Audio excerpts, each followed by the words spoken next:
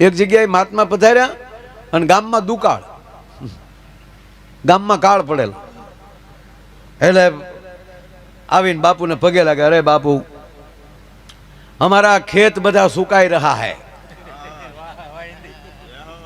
हमारा बाजरा सुखाई जाता है बाबू. अच्छा कितने बीघा का है? કે बाबू हमारे पास तो 50 बीघा का बाजरा है, गाम में तो बीजा को है, तो बीजा का छोड़ो, तुम्हारी बात करो. कितना बीघा का है? कि बापू 50 बीघा का है. हाँ दक्षिणा दो. लो बापू 50,000. कोई बात नहीं, तेरे ऊपर कृपा शुरू हो गई है. सुबह देखना तेरा एकले का खेतर भीना हो जाएगा. तो बाबू 50,000 में हवा हवार थયું ને તો ગામ જાગ્યું ને તો આનું ખેતર પી ગયેલું. બોલો. અને પછી જે ગામ દડ્યું, ક્યા બાત હે બાપુ, હે કે ક્યા બાત, અરે હિમાલય से आए હે. બહુ આગેથી આવે ને એ પાછું બહુ આપણે ઓળખતા નહીં, ત્યાં બહુ ન જવું. અહીંયા તો આ પેઢીઓથી ઓળખીએ છીએ, એના પગ પકડવા, અજાણ્યામાં માથા ન મારવા. તો ઓલો બીજે દી બીજો, બાપુ हमारा तो 20 बीघा का है, तो 20,000 रख दो. तो बापू એને 20,000 રાખ્યા, બીજે દી 20 बीघा પર લઈ ગયું પાછું. પછી તો બાપુ ગામને શ્રદ્ધા બેસી જાય ને, ક્યા બાત હે. એક જણો બાપુ મેરા 10 बीघा का, कोई बात नहीं 10 बीघा का रख दो, गूगल पे कर दो.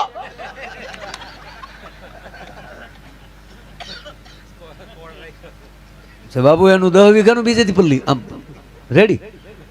પછી તો ગામ ઉમટ્યો, કોક 50,000 ને કોક લાખ ને. બાપુ મેરા 50 વીઘા, બીજો કે બાપુ મેરા 100 વીઘા.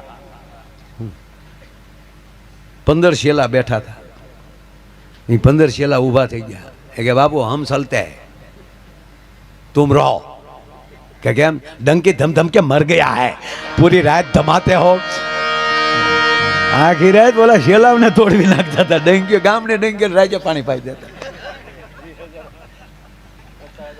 માથું કૂટે માનવી માંડ વીઘો પવાય, પણ રઘુવીર રીજરે રાજડા તો નવખંડ લીલો થાય. જ્યારે સદગુરુની કૃપા થઈ જાય ને સાહેબ, પછી તમારો નવખંડ લીલો થાય.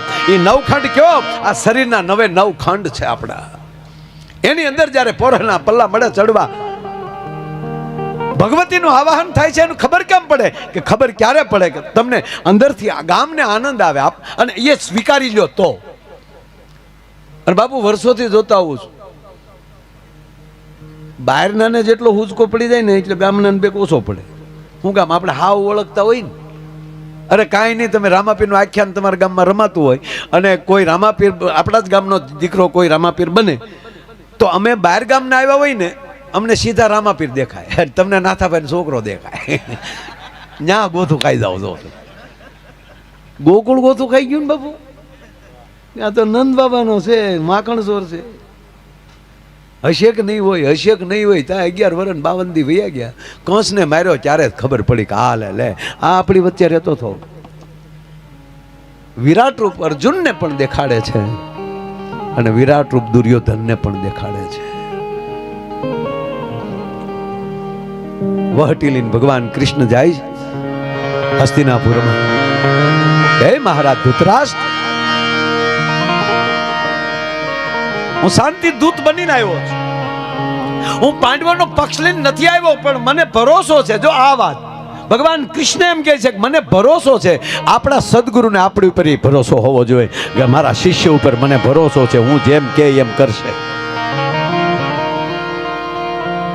આજ ભગવાન કૃષ્ણ કહે છે કે હે મહારાજ ધૃતરાષ્ટ્ર, હે દાદા ભીષ્મ, હે કૃપાચાર્ય, હે દ્રોણાચાર્ય. અને ભગવાન કૃષ્ણ બાપુ ત્યારે બોલે છે એ અદ્ભુત બોલે કે હે ધૃતરાષ્ટ્ર, હે મહારાજ, હે હસ્તિનાપુર નરેશ. સંસારની અંદર આવી ધર્મસભા, આવી રાજસભા કઈ જગ્યાએ હોય કે જે સભામાં દાદો ભીષ્મ બેઠા હોય, જે સભામાં કૃપાચાર્ય બેઠા હોય, જે સભામાં ગુરુ દ્રોણ બેઠા હોય, જે સભામાં કર્ણ બેઠા હોય. અને એ સભામાં આજ કૃષ્ણ તમારી પાસે આવીને ખોળો પાથરે છે કે આ સભાને મારે વિખેરવી નથી. અને મને પાંડવો ઉપર ભરોસો છે કે હું જે કહીશ એ સ્વીકારી લેશે. માટે એનું ઇન્દ્રપ્રસ્થ પાછું આપી ગયું અને દુર્યોધન ઊભો થઈ જાય. અને સમાજમાં યાદ રાખજો, જ્યારે જ્યારે પ્રજા કે અને એવું રાજાને કરવું પડે ત્યારે વિનાચા યચ્છ દુષ્કૃતાઓ. રાજા કે એમ પ્રજાને કરવાનું હોય, એને બદલે જ્યારે પ્રજા કે, દુર્યોધન કે અને ધૃતરાષ્ટ્રને કરવું પડે. દુર્યોધન વચ્ચે બોલે છે અને ત્યારે કૃષ્ણ કહે છે કે દુર્યોધન, હું રાજાને પૂછું છું, હસ્તિનાપુર નરેશને પૂછું છું, તને નથી પૂછતો. દાદા ભીષ્મને પૂછું છું. અને ત્યારે દુર્યોધન ફરીવાર બોલે છે કે એને શું ખબર પડે,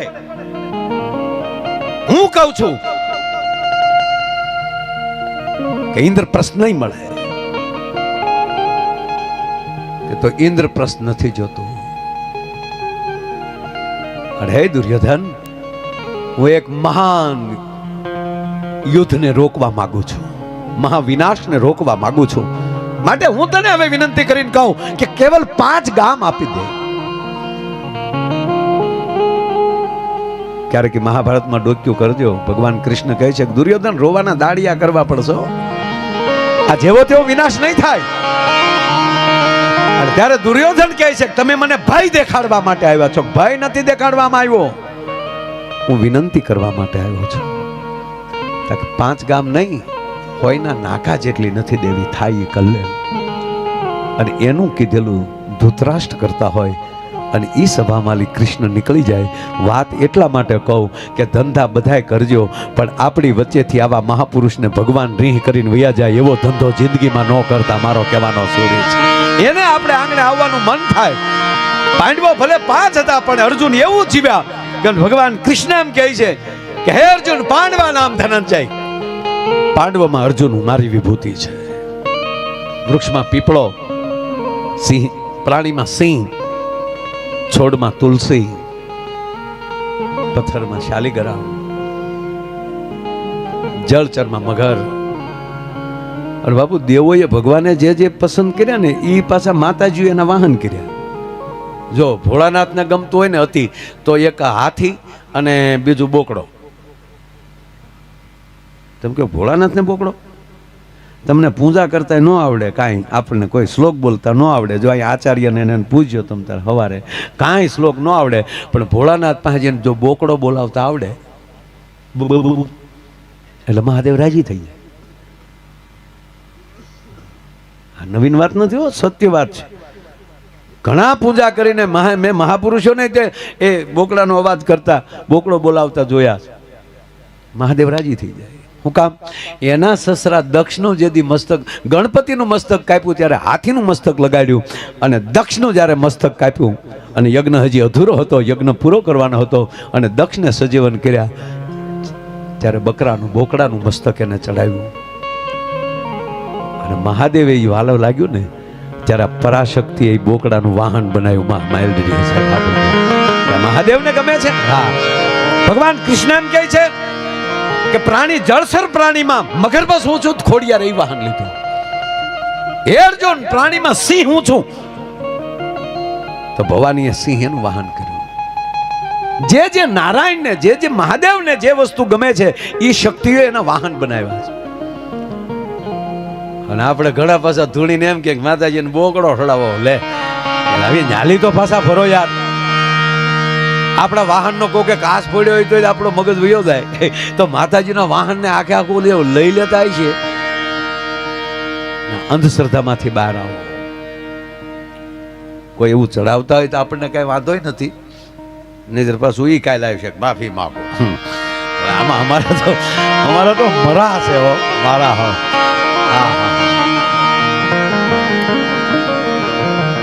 અમારે હકાબા ગઢવી કે મેં તો કે દરેકના 20-25 વિડીયા તૈયાર જ રાખ્યા. કોક કે માફી માંગો દીકરા, 80 નંબરનો વિડીયો આવવા દે.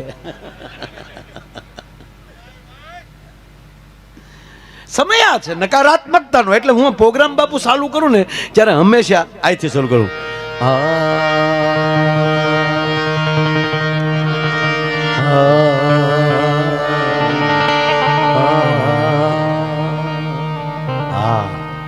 આપણી માએ પહેલો વહેલો શબ્દ આપણે શીખવાડ્યો હોય ને, પહેલું વહેલું આપણે બોલતા શીખ્યા હોય ને, એનું એ શબ્દ છે હા. ઘોડી એમ નાખી દે, 6 મહિનાના હોય, કાંઈ ખબર ન હોય આપણે કોણ છીએ. માં એમ કહેતે હા બોલું હા. માં પહેલી એમ કહે છે કે દીકરા જગતમાં મોટો થા ત્યારે હકારાત્મક રહેજે. હા હા હા, આવું થોડું હોય mirયો હકારાત્મક. હા બાપા હા હા. અને એને પાછા માનો ખોળો વયો જાય એટલે બાપુ સદગુરુનો ખોળો મળે. અને સદગુરુ પાછો જીરે વાલા તાકા ભજનમાં હા હા હા. આ ઠેઠ સુધી જે હા હા કરતો વયો જાય ને એ આમ જવો ખોયાથી લઈને ખાપણ સુધી જવાનું છે. ઘોડિયાના ખોયાથી લઈ અને ખાપણ સુધી જવાનું છે. આ બધાયમાં જે હકારાત્મકતા જીવી ગયો હશે એને જ આ સદગુરુ સ્વીકારશે. અને ગુરુ બે જ છે. પ્રથમ ગુરુ છે એ માં છે. એ ભલે ભાઈ કમલેશ તો ક્યાંય ખાલી ખાલી, પણ પાયામાં માં છે. પ્રથમ કોઈ ગુરુ હોય તો માં, અને પછી ઈ માની કૃપાથી સદગુરુનો ખોળો. અને માં અને ગુરુમાં ફરક એટલો કે માં છે એ કુખથી જ્ઞાન આપે છે અને આ સદગુરુ પછી મુખથી જ્ઞાન આપે છે. અને જે માવુએ કુખથી જ્ઞાન આપે ને માડી એના જ સંતાનો આવા મહાપુરુષોની મુખની વાણી સાંભળે છે. એ વાત 100%ની.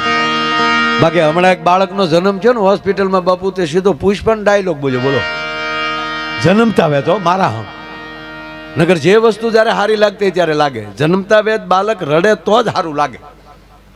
જન્મતા વેદ રડે ને તો જ સારું લાગે. નગર હાસ્ય સારું જ છે. જન્મતા બાળકે ચાહે દાંત કાઢે મને દાખલો આપો, હું એનું ગામ મૂકીને વયું જાય, કોણ આવ્યો ભૂતના પેટનો? એમ ના, રડે તો જ સારું લાગે. અને આ છોકરો તો રડ્યો નહીં ને હસ્યો નહીં, સીધો બોલ્યો. ડોક્ટર જે આમ સાફ કરતા હતા ને ત્યાં બોલ્યો. આમ આમ આટી મારીને હાથ ઉપર બેસી ગયો છોકરો, એટલું ટાબરી ફટ દે. ડોક્ટર સામું જઈને કે ઝુકેગા નહીં ચાલા. તા તો ડોક્ટર હાથમાં મુકાઈ ગયો, તારી ભલી થાય. પણ મારો પીડ્યો પણ ગાડલામાં, પણ બિલાડી ઘોડે સીધો જ પીડ્યો. નર્સ બેન તેડવા ગઈ તો નર્સ સામું કે બ્રાન્ડ હે બ્રાન્ડ. આખી હોસ્પિટલ ગોથું ખાઈ ગઈ. પછી સંશોધન કર્યું કે જન્મતા વેદ બોલે નહીં, બોલ્યો તા ભલે બોલ્યો પણ સીધો પુષ્પાનો ડાયલોગ કેમ બોલ્યો. એ સંશોધન કર્યું ત્યારે જાણવા મળ્યું કે આ પેટમાં હતો તે દી એની માએ 45 વાર પુષ્પા જોયું. એના સંતાનો કોઈ દી આવા પ્રોગ્રામમાં ન આવે બાપ. માટે પેટમાં પોઢી એ જ સાંભળેલી જેણે રામ લક્ષ્મણની વાત.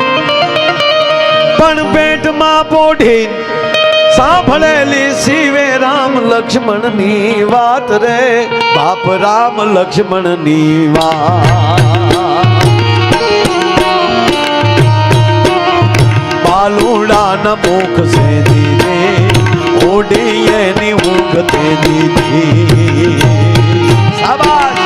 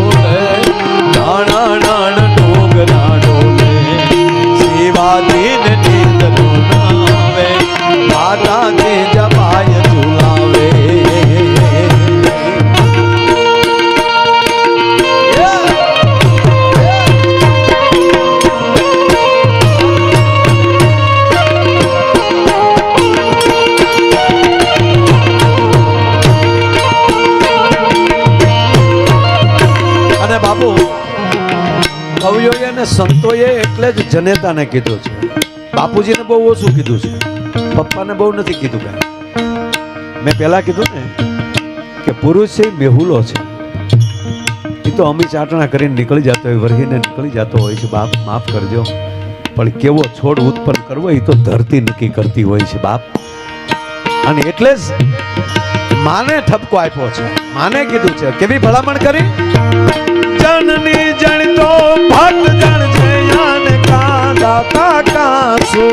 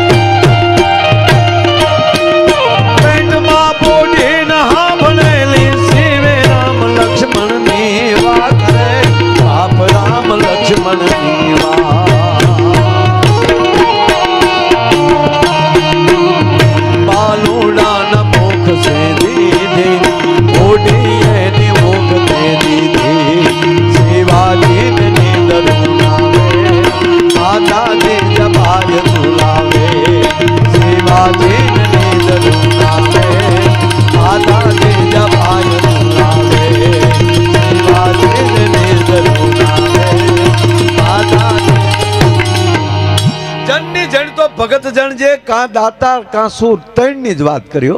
એટલે જ આપણા 11 લાઈનમાં 3 તાર આવે.